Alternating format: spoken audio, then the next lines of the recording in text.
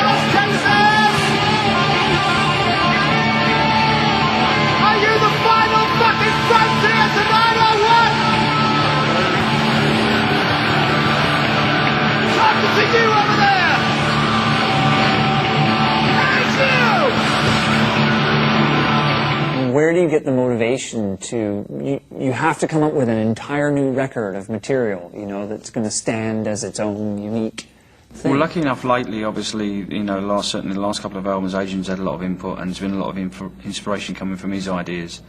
So there hasn't been as much pressure on me as say, some past stuff.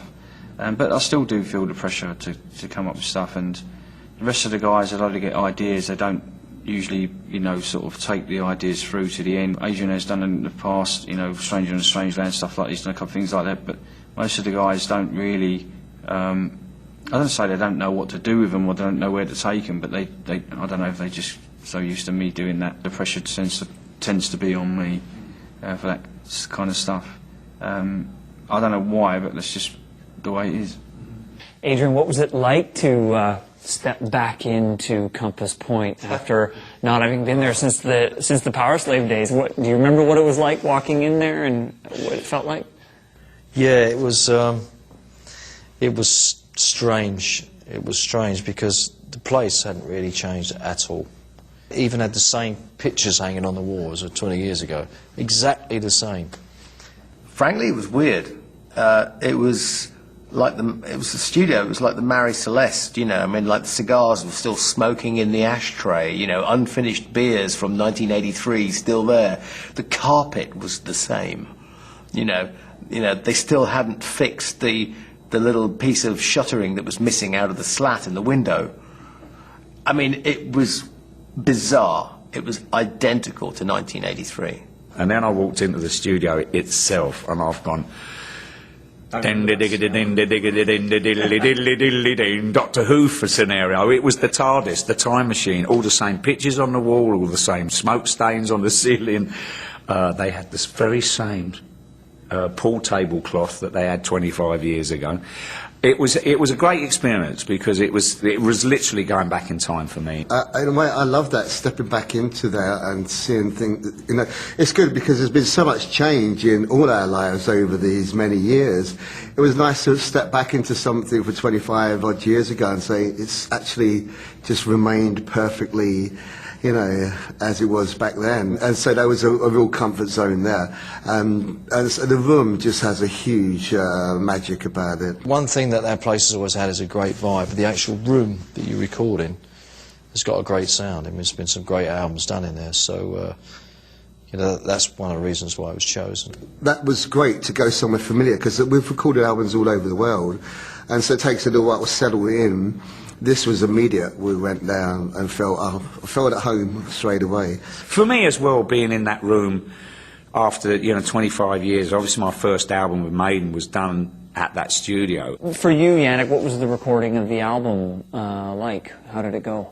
I really enjoyed it because what we did is we got the speakers we put elsewhere. We had headphones, big headphones set up, and we used helicopter headphones, which were tremendous. So it felt like we were playing live, but because of the overspills, normally you can't have that feeling.